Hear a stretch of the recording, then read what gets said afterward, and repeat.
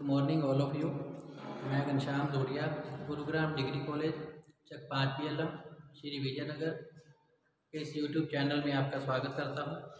आज हम BA final year history second भारतीय संस्कृति के मूलाधार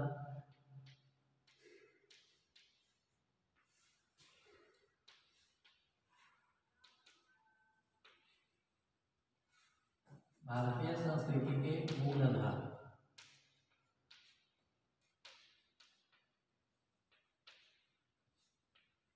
इसके अंतर्गत आज का जो हमारा टॉपिक रहेगा वह है रामायण का सांस्कृतिक व साहित्यिक महत्व, अर्थात भारतीय सभ्यता और संस्कृति में रामायण का क्या योगदान है, इसके बारे में जानकारी प्राप्त करेंगे। तो प्राचीन भारतीय महाकाव्य रामायण महाभारत ये भारतीय संस्कृति के सच्चे दर्पण कहे जाते हैं। महाकाव्यों से हमें तत्कालीन समाज की सामाजिक, राजनीतिक, धार्मिक और आर्थिक स्थिति की महत्वपूर्ण जानकारी मिलती है। हमारे देश के सांस्कृतिक विकास के विभिन्न युगों की प्रवृत्तियों का भली प्रकार से अध्ययन करने के लिए महाकाव्यों का अध्ययन करना आवश्यक है, जो कि हमारे जीवन मूल्यों और आदर्शों को व्यक्त करते हैं। महर्षि वाल्मीकि द्वारा कृत रामायण तथा वेद व्यास द्वारा रचित महाभारत जो कि प्राचीन भारतीय सभ्यता और संस्कृति को समग्र रूप में हमारे सामने प्रस्तुत करते हैं। रामायण और महाभारत में हमें तत्कालीन भारतीय समाज और सांस्कृतिक चेतना के दर्शन होते हैं तथा ये महाकाव्य भारतीय संस्कृति के उच्चतम आदर्शों को स्पष्ट करते हैं। तो आज का हमारा टॉपिक है रामायण। इससे पिछले वीडियो में हमने महाभारत की देन के बारे में जानकारी प्राप्त कर ली थी। आज हम महाकाव्य के अंतर्गत रामायण के बारे में, अर्थात भारतीय समाज को रामायण का क्या योगदान रहा, इसके बारे में जानकारी प्राप्त करेंगे। रामायण जिसके रचयिता महर्षि वाल्मीकि हैं, तो भारतीय संस्कृति और जीवन मूल्यों को व्यक्त करने वाला सर्वाधिक महत्वपूर्ण जो ग्रंथ है वह रामायण माना जाता है। तो महर्षि वाल्मीकि जो कि भारत के विख्यात महाकाव्य रामायण के रचयिता माने गए हैं। रामायण महर्षि वाल्मीकि का लिखा हुआ सबसे पहला काव्य है, जिसका प्रधान जो लक्ष्य है एक आदर्श चरित्र और समाज के चित्रण के साथ साथ कर्मयोग, भक्ति योग का प्रतिपादन करना भी था।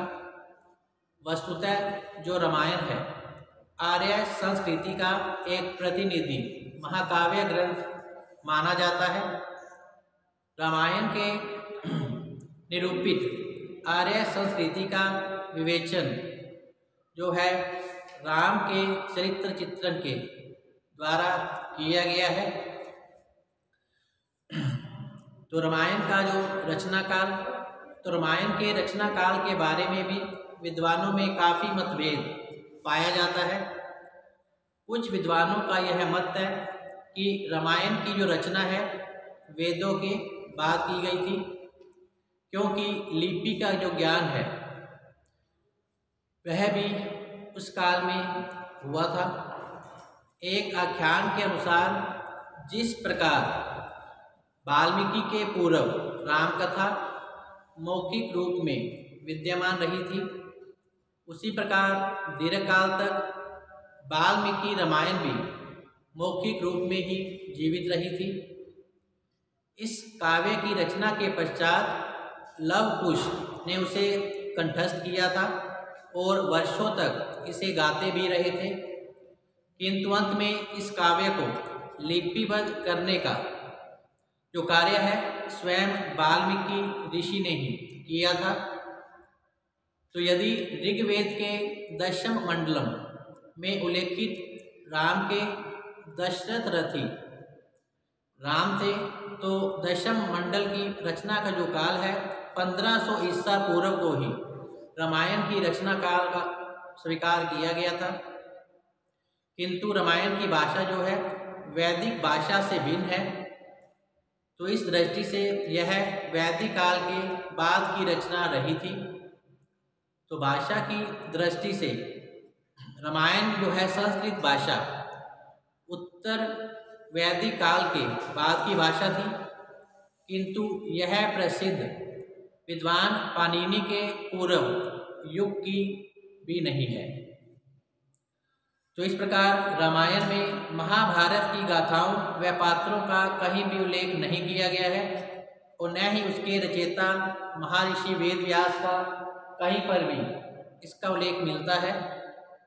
इसके विपरीत महाभारत में रामायण और वाल्मीकि का उल्लेख प्राप्त होता है।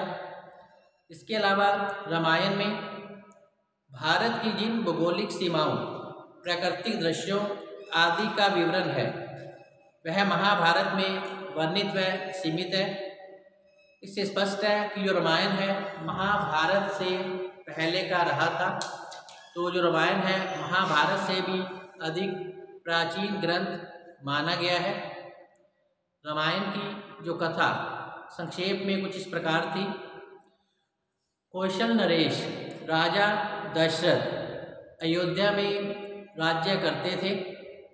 उनके 3 रानियां थीं, कौशल्या, कैकेयी, सुमित्रा, और इनसे राजा दशरथ को 4 पुत्र प्राप्त हुए थे, राम, लक्ष्मण, भरत, शत्रुघ्न। 4 पुत्र थे। राम का विवाह विदेह के राजा जनक की पुत्री सीता के साथ किया गया था। वृद्धावस्था में दशरथ अपने ज्येष्ठ पुत्र राम को राज्य देकर संसार से निवृत्त होना चाहते थे, लेकिन रानी कैकेयी ने राजा दशरथ से 2 वरदान जो कि उसे राजा दशरथ के द्वारा मांगने के लिए दिए हुए थे। तो राम का राज्याभिषेक होने से पूर्व ही रानी कैकेयी ने राजा दशरथ से अपने दोनों वरदान मांगे। पहले वरदान के अनुसार कैकेयी ने राजा दशरथ से मांगा कि राम को 14 वर्ष का वनवास दिया जाए, और दूसरे वरदान में यह मांगा कि उसके पुत्र भरत को ही उत्तराधिकारी बनाया जाए। तो इस प्रकार रानी कैकेयी के वचनों अनुसार राजा दशरथ को राम को वनवास भेजना पड़ता है 14 वर्षों के लिए, और भरत को राजगद्दी देने के लिए तैयार होना पड़ता है। लेकिन भरत जो एक आदर्श भाई के रूप में प्रदर्शित किए गए, उन्होंने गद्दी लेने से इनकार कर दिया और स्वयं सन्यासियों की भांति जीवन स्वीकार किया। इसी प्रकार जब श्री रामचंद्र अपनी पत्नी सीता और भाई लक्ष्मण के साथ वन की ओर प्रस्थान करते हैं, उसी दौरान लंका के राजा रावण जो कि सीता का अपहरण कर लेते हैं, क्योंकि राम के भाई लक्ष्मण ने रावण की बहन शूर्पणखा का नाक काट दिया था। इसका बदला लेने के लिए ही जो रावण है राम की पत्नी सीता का अपहरण कर लेते हैं और उसे लंका ले जाते हैं। इस दौरान श्री रामचंद्र और लक्ष्मण सुग्रीव और हनुमान की सहायता से वह रावण के भाई विभीषण की सहायता से वह युद्ध में रावण को पराजित करने में सफल रहते हैं और अपनी पत्नी सीता को वापस पा लेते हैं। तो इस प्रकार जो रामायण है वह असत्य पर सत्य की जीत को स्पष्ट करता है।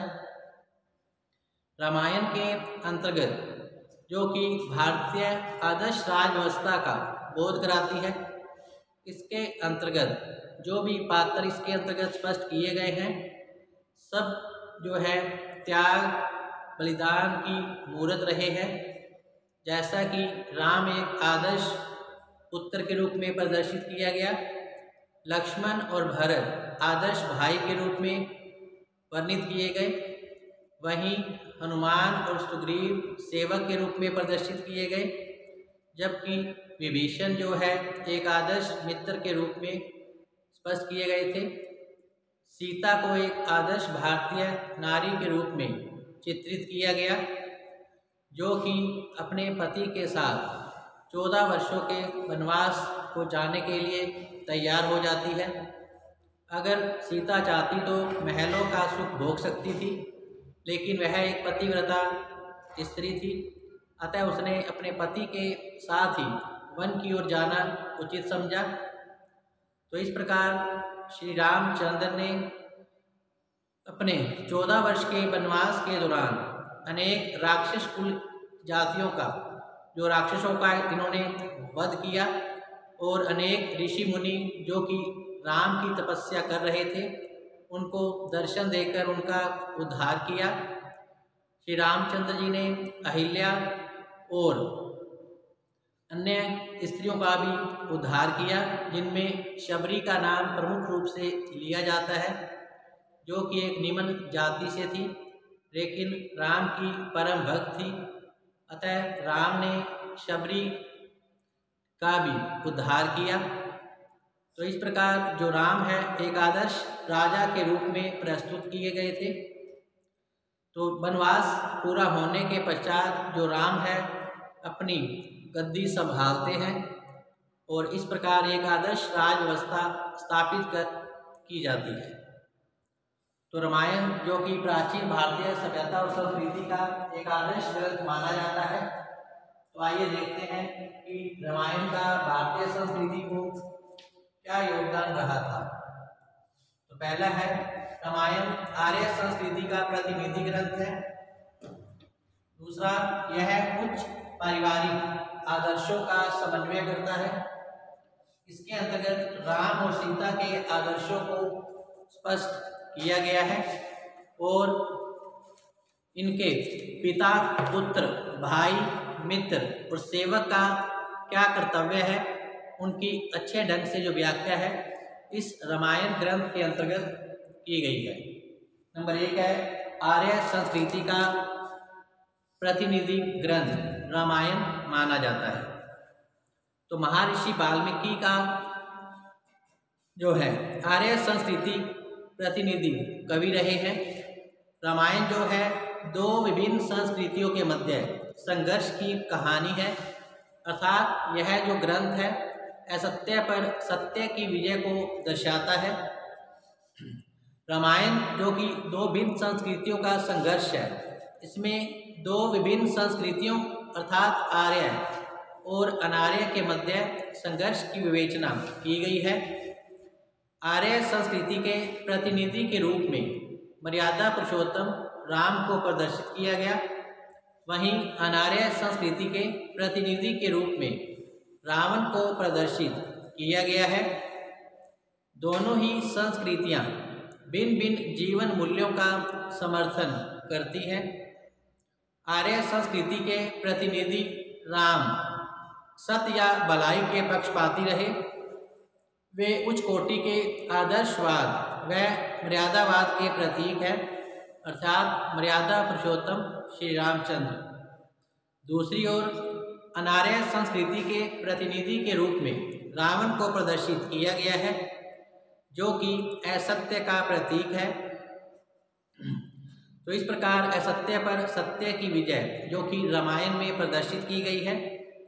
तो आर्य जीवन के आदर्शों की प्रतिष्ठा के लिए कवि ने ही इस महाकाव्य अर्थात रामायण की रचना की थी और इसके द्वारा आदर्श चरित्रों का चित्रण कर समाज के लिए महर्षि वाल्मीकि ने अपना एक महत्वपूर्ण योगदान दिया है। इसी प्रकार 2 नंबर है उच्च पारिवारिक आदर्शों का समन्वय, जो कि महर्षि वाल्मीकि कृत रामायण में देखने को मिलता है। तो महर्षि वाल्मीकि ने रामायण के मध्य से आर्य पारिवारिक जीवन के उच्चतम आदर्शों का सुंदर ढंग से विवेचन किया है। रामायण के माध्यम से आर्य पारिवारिक जीवन के उच्च आदर्शों को बहुत ही अच्छे ढंग से स्पष्ट करने का वाल्मीकि ने प्रयास भी किया। रामायण का प्रत्येक पात्र किसी न किसी विशेष गुण और किसी पवित्र आचरण की प्रतिष्ठा करता हुआ ही दिखाई देता है। राम का जो जीवन है उच्च आदर्शों से मंडित है। राम जो है एक आज्ञाकारी पुत्र के रूप में प्रदर्शित किए गए हैं, जो कि अपने पिता की आज्ञा अनुसार 14 वर्ष का वनवास काटने के लिए तैयार हो जाते हैं और राम राज्य त्याग देते हैं। इसी प्रकार जो सीता है वह एक भारतीय नारी के रूप में प्रदर्शित की गई है, अर्थात एक पतिव्रता नारी के रूप में सीता को स्पष्ट किया गया है। तो ऐसा आदर्श अर्थात पति पत्नी के प्रति प्रेम, त्याग, बलिदान की भावना राम और सीता के चरित्र में स्पष्ट किया गया है महर्षि वाल्मीकि के द्वारा। जो सीता है वह आज भी भारतीय महिलाओं के लिए आदर्श का प्रतीक रही है। वहीं जो मर्यादा पुरुषोत्तम राम धर्म के प्रतीक रहे हैं। तो इस प्रकार पति सेवा और पति धर्म का जो सुंदर समन्वय है वह रामायण में देखने को मिलता है। वहीं भरत का त्याग एक बड़े भाई के प्रति समादरशीलता का ऐसा प्रसंग है जो कि भारतीय संस्कृति एवं सभ्यता का एक उदात्त पक्ष माना जाता है। चूंकि कैकेयी के वचनों अनुसार राम को 14 वर्ष का वनवास दिया जाता है और भरत के लिए राजगद्दी मांगी जाती है, लेकिन जो भरत है अपने भाई की प्रेम, त्याग, बलिदान की भावना के कारण वह गद्दी को नहीं प्राप्त करते और एक सन्यासियों की भांति जीवन व्यतीत करते हैं। इस प्रकार भरत का जो त्याग है रामायण में बहुत ही अच्छे ढंग से प्रदर्शित किया गया है। वहीं जो लक्ष्मण है एक आज्ञाकारी भाई के रूप में प्रदर्शित किए गए, जो कि अपने भाई श्री रामचंद्र के साथ 14 वर्ष के लिए वनवास जाते हैं और जो लक्ष्मण है श्री रामचंद्र की तन और मन से सेवा करते हैं और उनके साथ अपनी जीवन बिताते हैं। तो इस प्रकार भारतीय संस्कृति का जो एक उच्चतम आदर्श है वह रामायण में प्रदर्शित किए गए हैं। लक्ष्मण का राम के प्रति प्रेम, उनके साथ वन में जाना और उर्मिला का विरह वेदना, जो कि रामायण में बहुत ही अच्छे ढंग से प्रदर्शित की गई है। उर्मिला जो कि लक्ष्मण की पत्नी थी। इस प्रकार तत्कालीन पारिवारिक जीवन के उत्तम आदर्शों को रामायण में प्रदर्शित करने का अच्छा प्रयास किया गया है।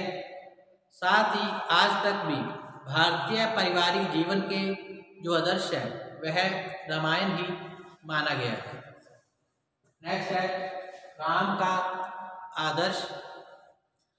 तो महर्षि वाल्मीकि ने रामायण में राम को मर्यादा पुरुषोत्तम और प्रजावत्सल राजा के रूप में स्पष्ट किया है। उनका जो चरित्र है मानव के उत्कृष्ट आचरण का प्रतीक है। वाल्मीकि ने श्री रामचंद्र को एक श्रेष्ठ कर्तव्य पालक, आज्ञाकारितापूर्ण, वात्सल्यपूर्ण भ्राता, मातृत्व, दृढ़ प्रतिज्ञ, धीर, वीर, सरल, निष्पक्ष, एक आदर्श मित्र तथा आदर्श पुरुष के रूप में राम को रामायण में चित्रित किया गया है। राम का जो बाल्यकाल है वह राम का बाल्यकाल गुरु के यज्ञ की रक्षा करना, सीता स्वयंवर जीतना, वन गमन, राक्षसों का संहार करना, सुग्रीव और विभीषण की मित्रता प्राप्त करना और इनके माध्यम से अर्थात वानर सेना के माध्यम से राक्षस जाति का नाश करना राम के प्रमुख कार्य रहे थे। इन सब घटनाओं को रामायण में बहुत ही अच्छे ढंग से प्रदर्शित किया गया है। राम जो कि अपने कनिष्ठ भ्राताओं से स्नेहशील व्यवहार जो है, माताओं के साथ समानता का व्यवहार, पिता का प्राणपन से आज्ञा पालन करना, उनके आदर्श भाईचारा निभाना, मातृ सेवा प्रदर्शित करना आदि राम के चरित्र के महत्वपूर्ण उदाहरण रहे हैं। राम जो कि ईश्वरीय अवतार थे अर्थात विष्णु के अवतार थे और धरती पर जब जब पाप बढ़ता है तो विष्णु जो है अवतार लेकर पापियों का नाश करते हैं। तो इस प्रकार जो भगवान विष्णु ने रावण जैसे राक्षस का नाश करने के लिए ही पृथ्वी पर श्री रामचंद्र के रूप में अवतार लिया था और अपने उद्देश्य को पूरा भी किया था। फिर भी महर्षि वाल्मीकि ने उनमें एक मर्यादाशील श्रेष्ठ मानव गुणों के प्रतिष्ठा स्थापित की। राम द्वारा सुग्रीव से मित्रता प्राप्त करना और शरण में आए हुए विभीषण की रक्षा करना और लंका राज्य भी उसे वापस सौंप देना, जो कि राम के आदर्श चरित्र को प्रस्तुत करता है। इस प्रकार लोक मर्यादा और सदाचार की भावना जो कि राम द्वारा अंत में सीता का परित्याग करना एक आदर्श राजा के कर्तव्य का जो निरूपण है, इस दृश्य के अंतर्गत किया गया है। इस संबंध में महर्षि वाल्मीकि ने स्पष्ट दर्शाया कि राम को सबसे अधिक स्नेह अपने पवित्र आचरण और लोक मर्यादा से था और अपने आदर्श चित्र के लिए वह बड़े से बड़ा त्याग भी कर सकते थे। इस तरह रामायण में राम का जो संपूर्ण आदर्शमय चित्रण प्रस्तुत किया गया है। और नेक्स्ट है सीता का आदर्श। रामायण कृत महर्षि वाल्मीकि कृत रामायण, इसमें सीता के उत्तम आदर्शों को स्पष्ट किया गया है। सीता जो कि एक आदर्श भारतीय नारी और अर्धांगिनी थी, वह रामायण में एक पतिव्रता नारी, कर्तव्य पालक और विकट परिस्थितियों में भी अपने पतिव्रत धर्म को न छोड़ना, सहनशीलता जैसे गुण सीता में दिखाई देते हैं। अयोध्या के राज वैभव को छोड़कर ही वह अपने पति के साथ 14 वर्षों के लिए वन की ओर प्रस्थान किया था और वनवास में सब प्रकार के कष्ट सहते हुए भी वह अपनी सेवा, पति की सेवा में ही अपना जीवन समर्पित करती थी। रावण द्वारा अपहरण किए जाने के बाद भी विकट परिस्थितियों में वह विचलित नहीं हुई थी और अपने पतिव्रत धर्म सतीत्व की रक्षा उसने राक्षस रावण से की थी। उसने रावण को मारकर जब राम विजयी होते हैं, तब सीता अपने पतिव्रत स्वरूप को स्पष्ट करने के लिए अग्नि परीक्षा भी देती है। तो राम द्वारा निर्वासित किए जाने के बाद भी वह अपने मन में अपने पति के लिए कोई भी द्वेष भाव नहीं लाती और अपने पुत्र लव कुश का समुचित पालन कर वह अपने कर्तव्यों का निर्वाह अच्छे ढंग से करती है। तो इस प्रकार सीता का राम का पारस्परिक जो स्नेह है, प्रेम है, त्याग है, वह भारतीय समाज और संस्कृति के लिए उच्चतम रूप में स्पष्ट किया गया है। तो इस प्रकार रामायण का योगदान जो कि यही समाप्त होता है। कल हम रामायण का सांस्कृतिक महत्व के बारे में जानकारी प्राप्त करेंगे। इसके अंतर्गत जो वाल्मीकि रामायण एक काव्य के रूप में सौंदर्यबोध, प्राकृतिक वर्णन, रस की प्रधानता, उदारता तथा ऐतिहासिक महत्व की जानकारी कल की वीडियो में प्राप्त करेंगे। तब तक के लिए धन्यवाद।